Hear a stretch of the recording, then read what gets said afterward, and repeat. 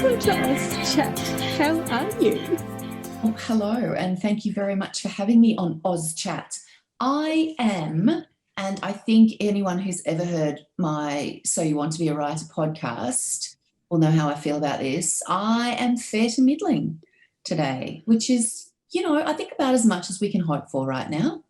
I think so. And I was going to say, I don't know if we've actually ever met. We have, because we've talked, but face to face, it's lovely to meet you. I always feel like I feel like I know people all the time and then never see them because, I'm interviewing them for a podcast or whatever. So I always feel like I have all of these intimate relationships with all of these people who really, beyond Twitter and a bit of a chat on the podcast, don't know me from a bar of soap. Not really, but that's okay. Let's meet. Yeah, glad we feel the same way about it because yes. we never know if Twitter friends count as friends, but I think we've all decided they do.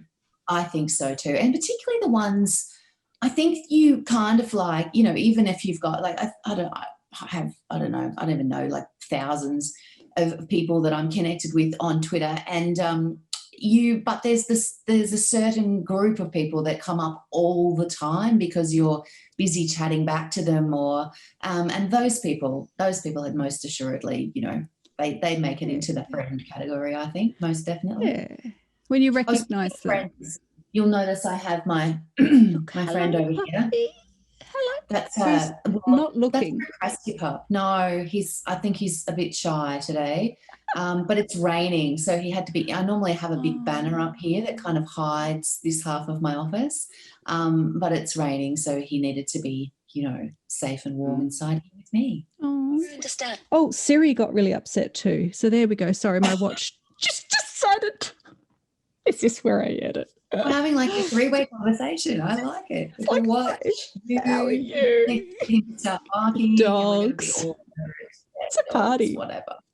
Wildlife. Yes. Yeah. Cockatoos are actually. He's very funny with cockatoos. I always know when they're in the backyard because there's this sudden, volley of barking, and he's, running down the back, and he still hasn't quite figured out that they have wings. I'm like, dude, you're never going to win. You're never going to win. You just got to, let them do what they're going to do. But no, he's like the definition of optimism every single time. Anyway, now we are distracted with animals and pets. Launching books during COVID. Yeah. Congratulations. Oh, yeah. It's been quite the year, isn't it? It is The Fire Star by Allison Tait. Came out on the 1st of September. Has just been really one of those years. It's been interesting. It's I felt very much for people like you who, I think we ran in the Your Kids Next Read Facebook group, we ran a big promo because, there was the start of COVID and the lockdown, and you guys were bringing your books out, right as that all happened. So we ran so a big supportive. Promo. And I think it was one of those situations where at that stage, it was probably still 6 months or so before my book was due to come out, and everybody was like, by the time yours comes out, it'll all be different and, blah, blah, blah. And it sort of was because, it wasn't as like the whole country wasn't in lockdown like it was when your book came out. But, Victoria was in lockdown in September, and it just felt, I think that the difficulty with this year has just been with everything moving online, and like the irony of us having this conversation online is not lost on me, trust me. But with everything moving online, I think initially there was a certain level of, okay, we can do this. And there was, a certain level of excitement in the fact almost that you could attend all of these book launches and things without actually leaving home. There was a lot to be said for that. I was pretty excited about it. Particularly for someone, I live in regional New South Wales, so for me to actually go to anything, is a 2.5 hour kind of drive or, or a train trip or whatever. But then I think what happened by the time, September rolled around was just fatigue. I think everybody got sick of online stuff and we were. I felt that.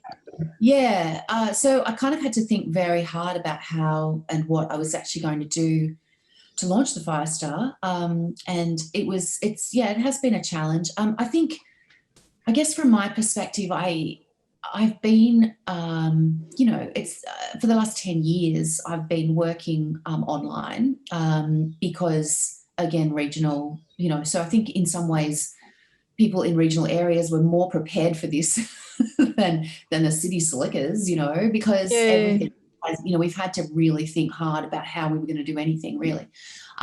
So, I have a podcast. I have a big community around that. I've got the Your Kids Next Read Facebook community, and that's now 14,000 members, something ridiculous like that.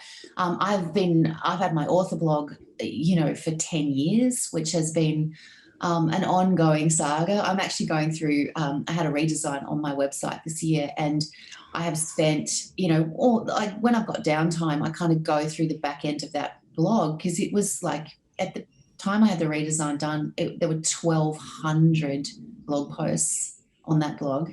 Because I blogged daily. Well, I blogged daily for 2 or 3 years, every single day. So, and then I realised that I'd written 365,000 words on my blog one year, and I thought maybe I should siphon some of those off into books. I thought that might work well. So, I've been going through, like, little bit by little bit, just going through the back end of that blog and kind of updating things and removing things, and actually putting in some SEO in places that I've obviously just ignored it for years. And that's been interesting. But what's SEO? Search engine optimization. Right. Was it technical? Sorry, I was like, oh no, we've reached the acronym stage. So this is stuff that I have been doing for a long time. So in many ways, like that aspect of I had a lot of people to talk to, and I think that's something. It's something that I talk to new authors about all the time, and in fact have a course about with the Australian Writers Centre on building that author platform, in real life, but also online, because you want to be able to reach people by yourself, because if you can't reach them by yourself, you're reliant on other people to reach them. And when everybody is scrambling like they have been this year, I mean, this year has been, obviously an unusual sort of year, but when everyone is scrambling, it's very helpful to have your own sort of lines of communication open. And I had not realised I knew, like you kind of know, but it really rammed home for me the value of that, of the newsletter, where you can, get into people's inboxes straight away. And so I guess, as far as that sort of launch aspect for the Firestar went, I had people to talk to. Whether or not they were sick to death of hearing, of me and from me, I don't know. But at least I was able to kind of send stuff out into the ether and have a fair idea that someone was going to be out there to actually receive the message, so to speak. So, but yeah, it's been a challenge. And, for a children's author, because let me hold my book up again, shall I? The Firestar I love that cover. Oh, it's so beautiful, isn't it? I love that cover. I know, someone said, you need to get a tattoo of that cover. It's got such, and you can see it from so far away in the bookshops that you can see it, recognise it. Really beautiful. When they, so it's published by Puffin, a Penguin Random House, and when they sent it through to me, I nearly died. I was like, that is just unbelievable. That is, I could not have asked for a more beautiful representation of what the story is all about. And so that was very exciting, and I've completely lost track of what I was talking about. That's all right. Now I want you to tell me about what the book's about, because you said that. Okay. And so now you're like, ooh, welcome to ADHD land. This is what we do. It's like da da da da. This is where I go into my spiel. Is it distracted? You can spiel, yeah. Oh, that's what I was saying. It's an upper middle grade novel, so it's aimed at sort of 11, 12 plus to kind of 15, but it's also, most of the reviewers have been sort of reviewing it at about a 10 plus sort of age group, so slightly more complicated than my previous series, the Mapmaker Chronicles and the Adavan Cipher, but it's actually a detective story. It's a mystery, a straight, but it's also in that sort of almost history world that I like to live in, because I'm a great interest in medieval history. But I'm certainly not a historical scholar, so to speak. So I use medieval history as the basis of my worlds, and then I jump off into fantasy, kingdoms and all of that kind of stuff from that point. But The Firestar is the first Maven and Reeve mystery. There will be a second one coming out next year, which is very exciting. And it's about Maven, who is a maid, and Reeve, who is a squire. And we meet them and they meet each other for the very first time on their first day at Renart Castle. So they are both new to this environment. And within like minutes of them being there, this fabulous, amazing jewel worth, like priceless jewel goes missing. And the two of them have to band together to find this thing, because if they don't find it, they will both lose, everything that they currently hold dear and want. As the last into the castle, they are the first suspects. And so it is up to them to kind of, get to know each other and, try and find this jewel. And of course, there's a whole bunch of sub stories going on with both of them. And Maven is a really interesting character. She, when I originally started writing the story, I started writing it from Reeve's point of view. So the Mapmaker Chronicles and the Adaman Cipher are both series that are written in third person past, with a male protagonist, surrounded by fabulous women, but with a male, like that, it's from their perspective. Yeah. And the main reason for that is that, and the main reason I go down that road in these worlds that I create, is that boys have more agency in these worlds. It is the kind of medieval, sort of universe where girls and women had quite restrictive roles, quite small worlds. And so, if things are going to get done, if I want them to go places and do things, I had to go through sort of the male perspective at that point. And so I began writing The Firestar from that perspective.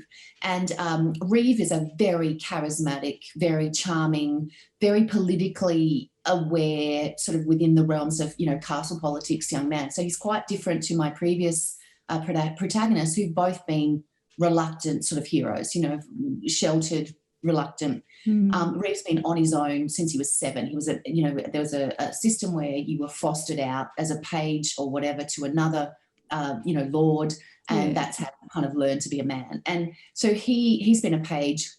He's a bit of a late bloomer because his mistress at the time wanted to hang on to him for someone good.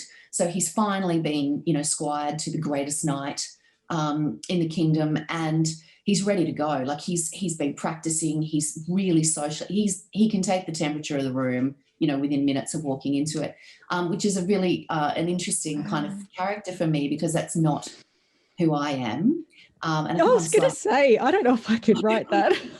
Well, it's an interesting thing, because I do have one of those at home. My youngest son is very much that kind of kid, he's very sort of like, we go to a barbecue where we know nobody, and within 30 seconds he's got a mate, he's in the middle of a game, and he's organising the whole world. Yeah. Like that's how it goes. Yeah. While the rest of us sort of stand there and watch going, how did this happen? Anyway, so Reeve is this guy. He gets to Renart Castle. He's all ready to go. And then it was kind of chugging along beautifully, and I had him pegged as my detective, because it was always going to be a mystery. I had him pegged as my detective. And then he met Maven. And he met Maven kind of in the hallways under the kitchen. And as soon as he met Maven, I thought, no, this is not right. This is not right.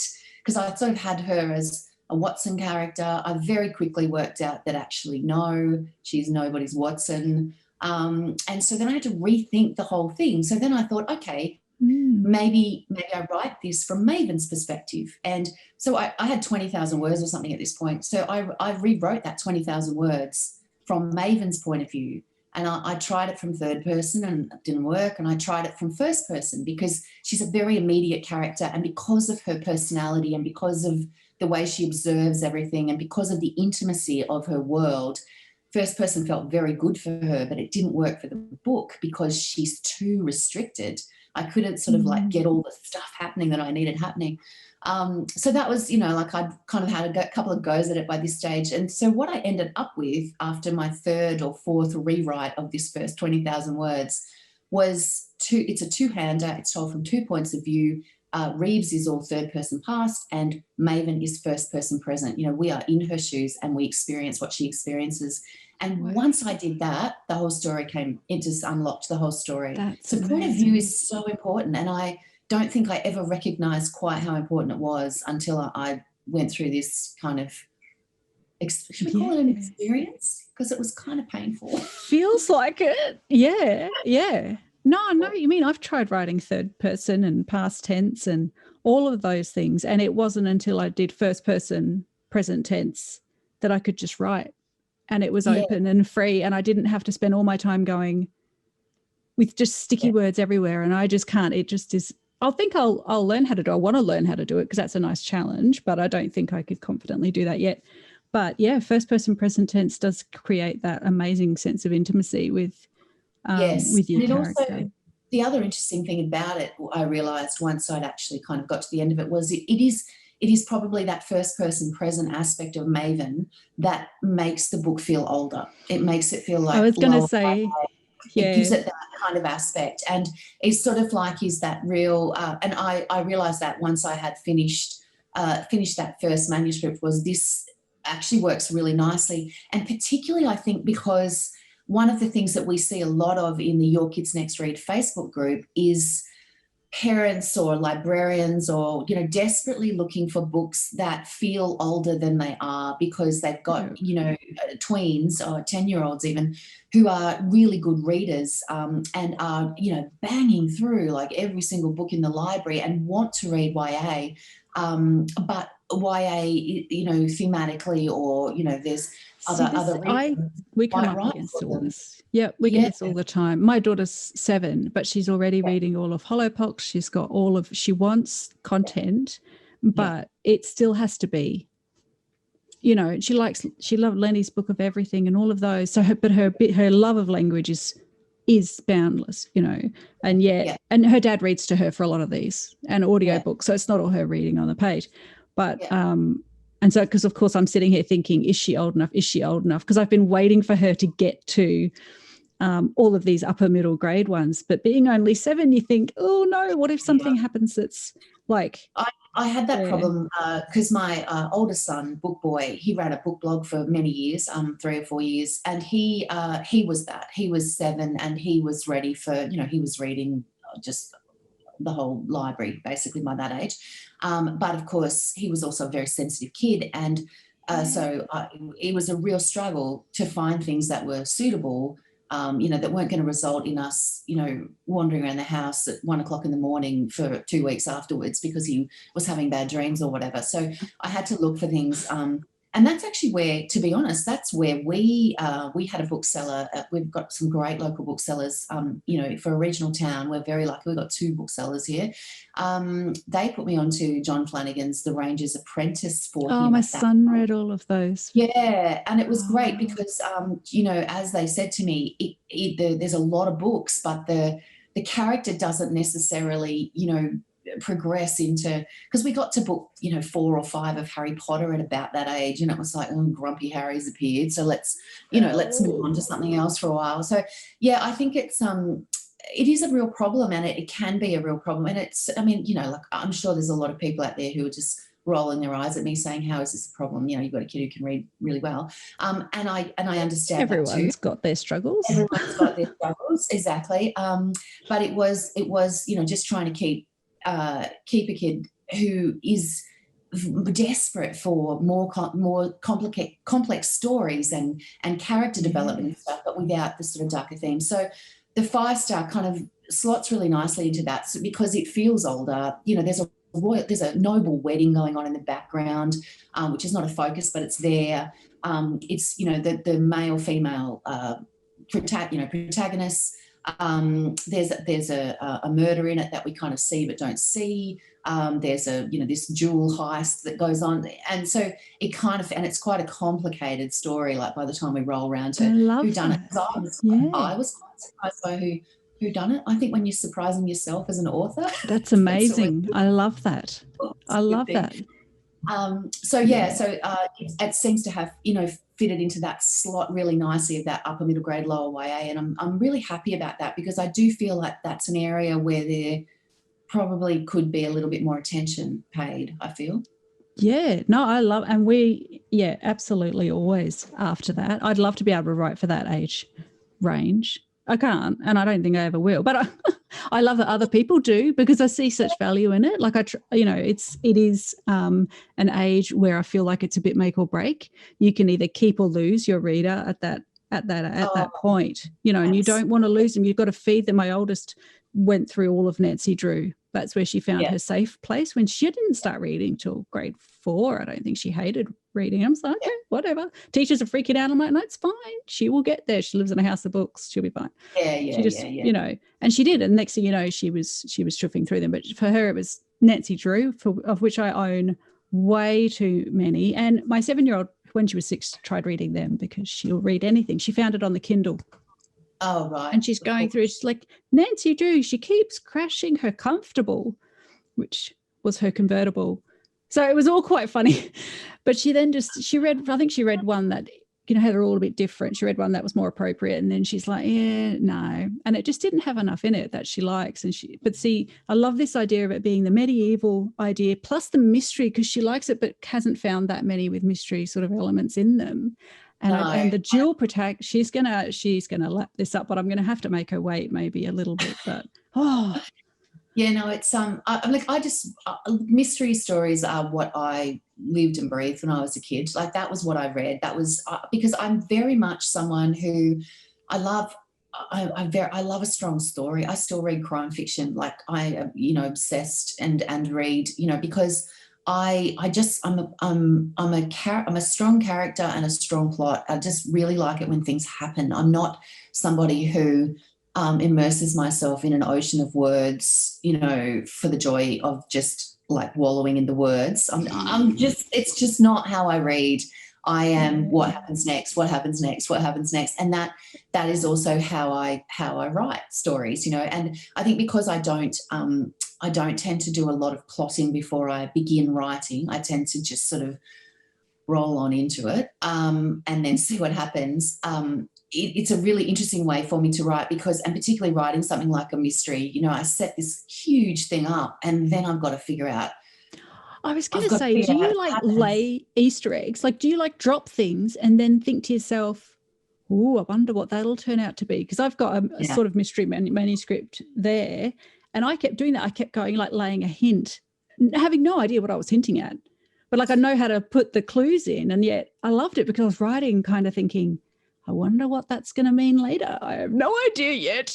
It keeps you going. It keeps you interested. I think the thing with me is also that I don't necessarily recognise the hints when I'm writing them. So I'll be writing things and things will kind of pop up in the story and I don't necessarily know that that's going to end up being a part of the mystery or if it's going to end up being part of, a subplot, or I don't actually know until I will be kind of working away and it will fall into the story and I'll be like, oh, that's what that was all about. So with the Mapmaker Chronicles, which was my first ever book series, there was a thing that kind of, just as I was writing, the first book, somewhere in the first 3 chapters, there was this sort of, little bit of family background that came out, and it was just a bit of family background. And then as I was writing book 3, having probably not even read book 1 again ever, I was just that little bit of family background suddenly became a very important thing, and I was really glad that I put it into book 1. So it's sort of your subconscious is just a fascinating place, and the kinds of things that I think come out in your writing when you write like that. I mean, it's not all beer and Skittles. It's actually incredibly difficult sometimes. You kind of, I'll be writing and think, what am I even doing here? So the first draft is often, people say the first draft is just you telling the story to yourself, and that is really what it is with me. It's very much, they're often underwritten. So if I'm writing a 60,000 word novel, my first draft will be somewhere between 53 and 55, and because I always know that there's an awful lot of layering and an awful lot of, moving things around that needs to be done. I mean, it's an interesting thing because people say to me, oh, you must have so much work to do. Structurally, not so much, generally speaking, because I think having read a million mystery stories and a million books, you just know what you has do to have happen. that innate sort of Yeah. like, oh, I'm at this point and, oh, this is going to have to. So that aspect of things is not so much. I often start in the wrong place and have to actually actively move the whole story, 3 chapters along. So I might lop off. Like it is absolutely nothing for me to have to lose 5,000 words at the start of the story. Yeah, where you're getting to know them. Yeah, putting in elsewhere. So that's something that happens. But then generally from there, it's more the answering of the details of why did this happen and how did this happen, and actually you probably need a bit more here to explain why that happens there, sort of thing. So. Oh, I've lost my friend. So that's it's more that sort of thing. But it's I think I didn't have that. I did try once writing a story where I knew exactly what was going to happen and what the ending was going to be, and I stopped writing. I got to 2/3 of the way through the book and thought, well, this is so dull. I don't even know what to do with myself. So do you know what? I did the same. This was the mystery I tried. I did the same thing. And then I kept thinking, I'm trying to get to this point. All I want to do is get to this point. And I felt like I was padding, and it was so boring. Yeah. So what I did was like dumped everything in. I just said it. This is actually the whole story I've thought of. And then the second half of the book was open. I was like, oh no, now where do I go? And I realized how much people put in stories, because I'm not like such a plotter. And I'm like, oh boy, stuff has to happen now because I'm run out. And that was, then that got me over it. It was like, I got past it because instead of knowing exactly what was going to happen, I opened it up and I was more interested again. But it's hard. It's so hard. And changing genres is hard, when you go from one, but I love that. I say hard as in a challenge. And I think you need to challenge yourself with every manuscript. When you did the dual narrator here, now I'm actually going to twist your brain. That's not a saying. Never mind. With the dual narration where you've got an arc. Okay. So you've got your general arc of your story and you've got two people. How do both of them reach every point? Or do you go like one reaches the very low? Just say you're in the pit of despair, right? Do they both have a chapter in the pit of despair, or does only one have a chapter? Does that give away too much? Is there an earlier point we could talk about? That's a really interesting question. This requires me to actually analyse my writing in a way I don't really do, because I don't. Again, if I was like Kate Forsyth, who is an amazing writer and an amazing plotter, who creates 20,000 word outlines with a spreadsheet and can tell you where the midpoint is and what if I was that, then I'd be all over this question. But the reality is that I write the story as I feel it needs to be written. And then what I discover when I go back over things is that those points, like I remember reading somewhere that there needs to be a point in the middle of the story where the character, it's a point of self-reflection. I can't remember what it's called. It's got a technical name. And I was like, oh, have I got one of those? And I couldn't even remember. And so this was when I'd written the Mapmaker Chronicles. So it had been published, like it was out, whatever. So I went back to that book, and I went to the middle of that book to page, and there whatever it was on that page. Like it was right there. And it was just like one of those things that I thought, now that could just have been like the most, ridiculous coincidence in the history of the world. But I think that they are there. You just don't necessarily recognise that you're doing them. With regards to pits of despair, yes, both characters reach pits of despair, but because each of them is like they have the same goal, but they are on a different journey in the sense of so the goal is to find the fire star. The reasons why they want to do that are two different reasons. They are in this for two different reasons when they first meet, because they both have different goals for themselves. Reeve is desperate to be a knight, and he has a deep secret that he's attempting to hide. Maven just wants to get out. Like she is just desperate to get out. But she has to get out in such a way that she's not going to end up like in medieval society. A girl can't just walk off. There's not, it's not a road to success if you just walk off with nowhere to go. So she has this whole other thing going on that she's trying to figure out. She is the one that probably has the greatest, character development over time, because she's also the one who recognises when to leave and when not to. And so it's her pit of despair is very different to his. They reach them, you know, similar kind of times, but also different. They both have, you know, and they both have agency in the book in the sense that they both have, they're both driving their own storyline, and then they're also in the car together driving this main sort of, you know, mystery of, you know, where's the Firestone, what's happened to it. So, you know, and you're going to, I have no conscious recollection of how that all came together. I wish I did, because I reckon if I could bottle that. Well, yeah, bottle it. But I retrospectively plot as well. So I write it and then I go back and try and map on what I've done, because I've got to figure out where the missing 10,000 words should go, you know, if it's too short. So if I wrote 40,000, I got 50, I'm like, okay, where have I jibbed the plot arc? So that's one way I try and think, okay, well, look, it's a bit light here, I should add some. But with the dual narration, I'm stuck with, you know, who gets the last word? I'm a last word person, you know, so I feel like, and I haven't written the last of I have a manuscript with the two, and I'm thinking, do you love that person, that character more if you give them the last chapter? Is it? No, you give the last word to the person who has the most to lose, always. If the first and last word. I haven't thought about that bit though. Who's got the most to lose?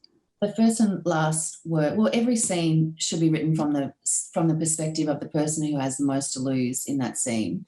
And so in this particular book, the first and last word both go to Maven, because she is the one that has, you know, overall, really, because of her place in this society, because of the structure of this society, she has the most to lose always.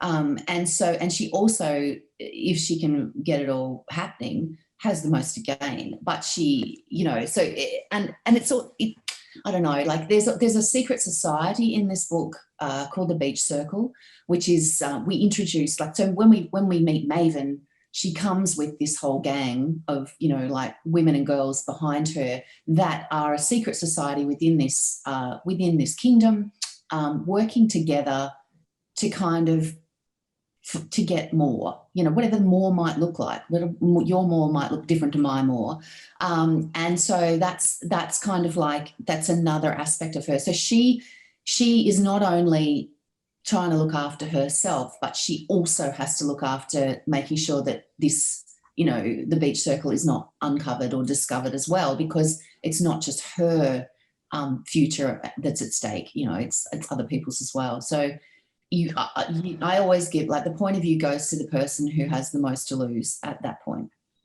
I'm taking notes now. It's great.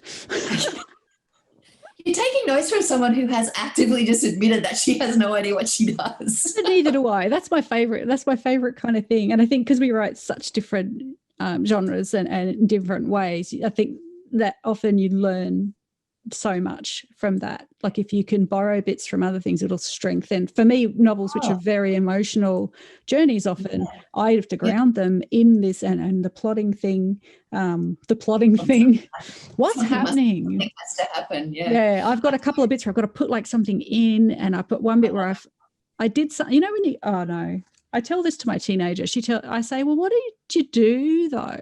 Like, what do you do? She'll be like, Mom, I'm like, you have to tell me because I'm stuck and I'm just going to send them down the shops. Because the thing is, they actually don't do a lot. Like my teenagers are extremely boring. And so I have to imagine what other people's teenagers do in their spare time to be together, you know. It's not easy, is it? I mean, I have a very dear friend, Anna Spargo Ryan, who writes the most beautiful books. Just her use of language, like she writes sentences that just make me go, I'm giving up, you know, like it's all too much.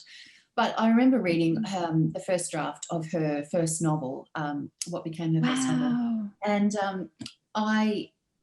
she sent it through to me and I read it, and honestly, the language was beautiful. It made me want to cry.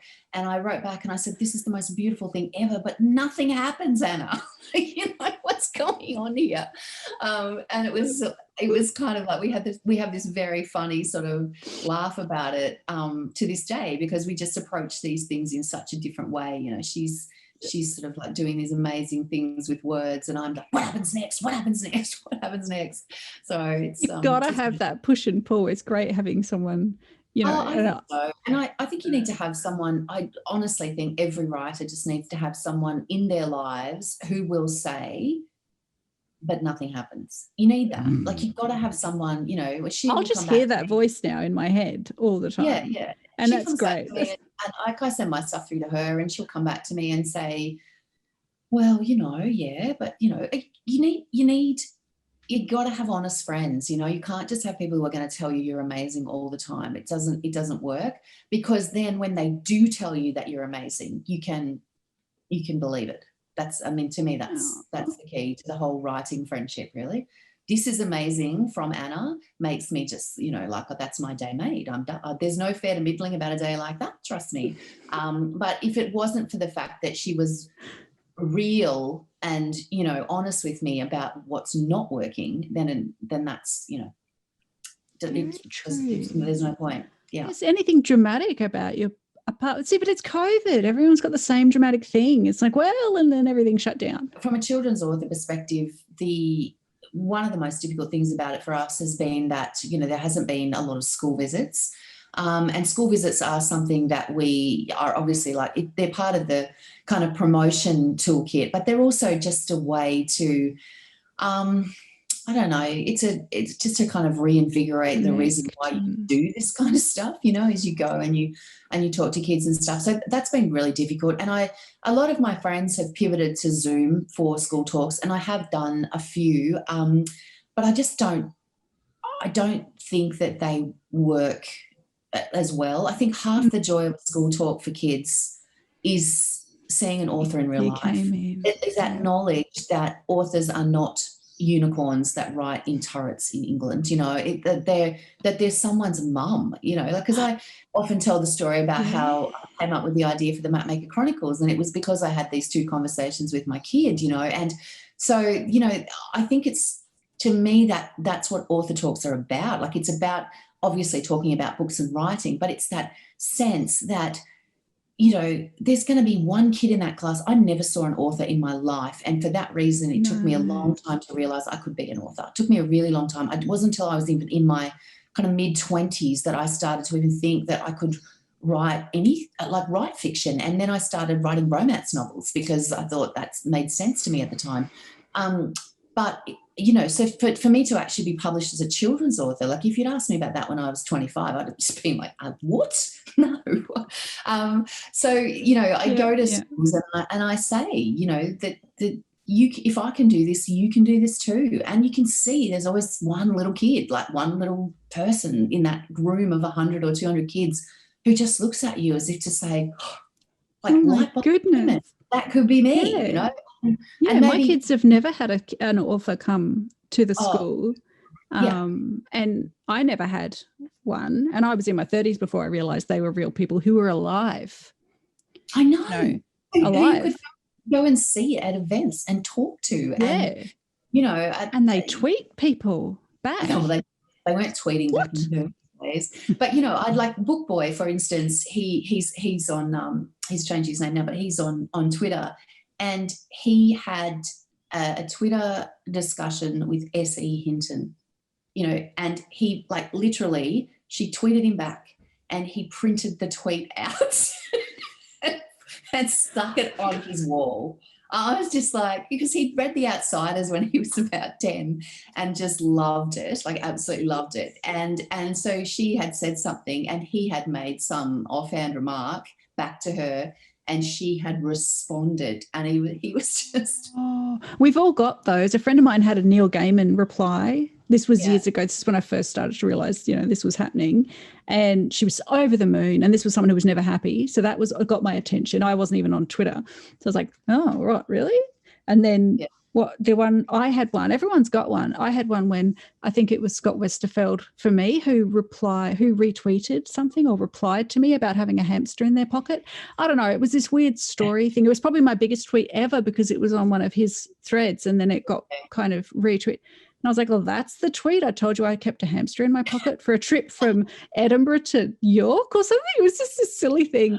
But that's that real moment of, oh, they're there, you know, and to show kids that. People come to your house and they see, must come to yours and see, like, you mean you wrote like a book like that you can hold and it's really published, like in the real world?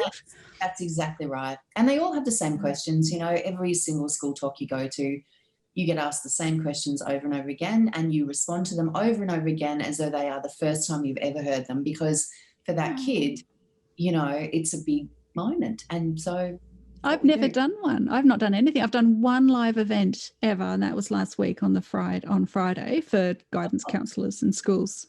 Kay and I went and did that. But that's it. Because of COVID, I've signed books in a bookshop twice, twice. My local ones, which wasn't a sort of staged event. It was just it was Avid. I went in and said, help me out. I'm really nervous. But that's it. So I've got no experience doing it. I mean, I've taught for a long time in schools, but it's very different than going in as an outsider, you know. Yeah. So I think I'm going to be like straight into the fire when it comes to doing one, because I didn't get a slow build up. I'll just be like, people might expect me to you know. No, you know, to be honest with you, I don't think it actually matters how many you've done. Every single one that you do is, I still get quite, they're funny. Like, I'm better at them than I used to be, but I still find them, particularly, I do more high schools now than I used to. And so my sweet spot is grades 5 and 6, because they are just beyond the wiggle factor, but they are not too much into the... Too cool for school. They're not quite. And you do the reading competition. I'm sure you've come to Brisbane to help out with the Premier's Reading Challenge or something like that. You did the reward was they got to work with you. Yeah, so I'm like pushing my kids going, do this. You'll get to be Allison. I could come and pick you up, you know. And No, I do. I do lots of different things, and I do enjoy.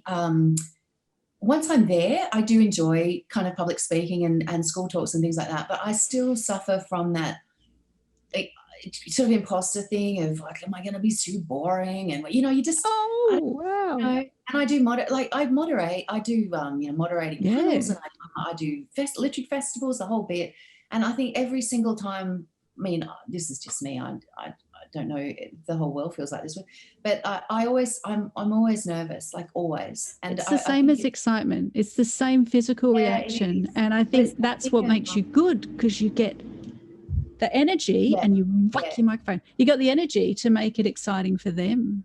Yeah, well, and it is like, I remember the first couple of times I did school talks, I had to go home and lie down afterwards, because there is this massive outpouring of energy when you're dealing with a room, you know, of up to like 300 kids sometimes, and you're trying to engage and hold the attention of those 300 kids. And my school talks are low tech. I use PowerPoints and things for my workshops, but my actual school talk is me talking, interacting, and answering questions. And so, you know, and I've seen some teachers have kind of gone, oh, okay, good luck with that when you've got a room of 200 boys. But I have it's always worked, you know, and I think that I just have to trust the process, that it does always work. It's a bit like writing a book. You have to trust the process that's going to work, because jump in head first. I always like that. If you don't trust the process, if you kind of like trying to second guess yourself the whole time and edit the whole time, you are really just never going to get there. Whereas if you just go, going to have a crack at this and see what happens, I generally find that is the way that you will actually get to the end. And you may have a lot of, you know, maneuvering of things to do, but at least you've then got words on the page to maneuver. So much easier than trying to make them up as you go along. So true. I absolutely trust that when I come to want to write more, I'll be able to, even though right now I can't even imagine writing anything. Do you know, like whenever I'm not doing it, I don't know if it's like it feels like a form of disassociation. It's like, right, well, now I'm writing Anna, and I know that Anna will do it. And then when I'm on stage or I'm teaching or lecturing, that Anna will take over, but I trust she will, even though right now I'm a bucket of nerves and I will crash at the end. That Anna will take over and do her thing. And I've gone way over time. I could talk to you forever. You're like this little, you're like the fount of knowledge for writers, and I feel like I should be kind of plucking at you now. I shouldn't do that. That's really bad. It's like, oh, what else can I ask? You know what? I think I'm just really lucky in the sense that I think with the podcast and all the things, I've spent 4 years talking to people who really know what they're talking about, with those author interviews and things that we do. And obviously, like, I've learned my own. I've got my own experience and things like that.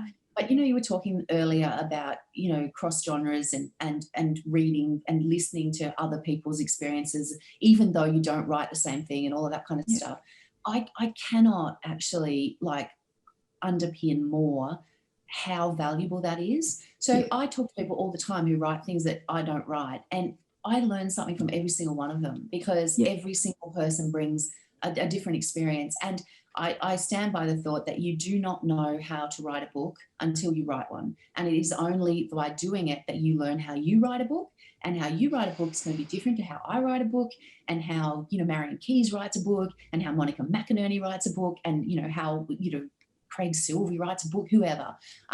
But you're going to take something from every single one of those. So we always encourage everyone to listen to every single author interview, even if you think it's not relevant to you, because the guy who wrote the non-fiction book about blah, blah, is going to teach you something about research or interviews or something that you will not find out any other way. And so, I'm lucky. I essentially have just given myself, a master's course in writing.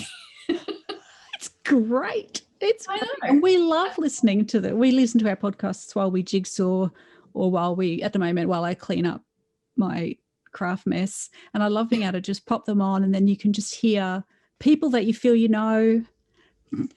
which is weird, who have real lives and who get stuck with childcare duties, and you've got all the other things going on in real life, but then it's always down to business. And I love that feel of and then you come away feeling like a writer, even before I was. But I think everyone in the community says a great big thank you.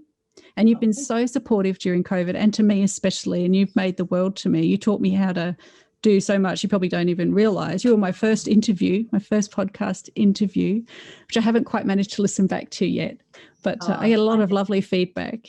Oh, great. That's really good. I mean, we get fantastic feedback on the interviews, and I love the fact that, people go out of their way to tell us how much they enjoy them, and how much, and also the fact that they then go and buy the books, which is even better, because, we want to, obviously it's partly education and information, but it's also an inspiration, but it's also support for the people that we talk to. So it works out very well. It does. And we really appreciate it. You work very, very hard, and we gain a lot from that. From your sweat and tears. Thank you. Thanks so much.